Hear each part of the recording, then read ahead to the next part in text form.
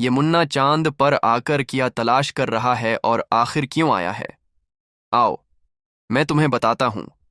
उस दिन 30 अक्टूबर को कुश्ती हो रही थी। मुन्ना के पापा और रेड बुल वहीं कुश्ती लड़ने गए थे। अचानक रेड बुल ने मुन्ना के पापा को इस जोर से पटका कि वह वहीं मर गए। मुन्ना बेचारा अपने पापा को देखकर बहुत रोने लगा। मुन्ना अपने पापा से कहता है, पापा उठो ना, रात हो रही है, घर चलें। लेकिन मुन्ना के पापा मर चुके थे। जब मुन्ना के पापा नहीं उठते तो मुन्ना एक पुराने गांव में जाता है और वहां जाकर एक बुजुर्ग को सारी बात बताता है। बुजुर्ग सब बात सुनकर मुन्ना के साथ तेजी से आते हैं। मुन्ना अपने पापा के पास लेकर आता है। बुजुर्ग अच्छी तरह देख कर बोलते हैं, मुन्ना, तुम्हारे पापा अब जिंदा नहीं हो सकते क्योंकि वह मर चुके हैं। मुन्ना रोते हुए बोलता है, मेरे पापा को बचाने के लिए कोई तो उपाय होगा। बुजुर्ग बोलते हैं, एक उपाय है, तुम्हें चांद पर जाना पड़ेगा। वहां तुम्हें अमृत मिलेगा जिससे तुम्हारे पापा जिंदा हो जाएंगे।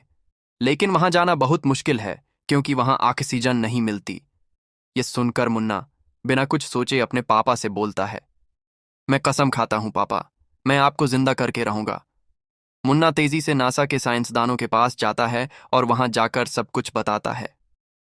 साइंसदान मुन्ना से बोलते हैं, अगर तुम वहां जा रहे हो तो ध्यान रखना, हमारी मशीन से तुम्हें सिर्फ 7 दिन तक ऑक्सीजन मिलेगी, उसके बाद तुम मर जाओगे।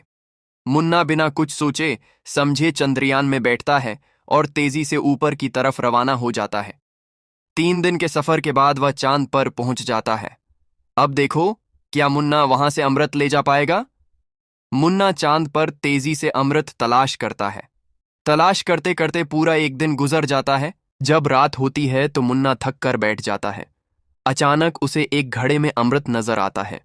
मुन्ना तेजी से दौड़ता है, अमृत के पास जाकर घड़ा उठा लेता है और फौरन जमीन की तरफ वापस रवाना हो जाता है।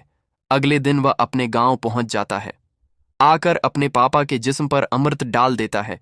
मुन्ना के पापा उठ बैठते हैं।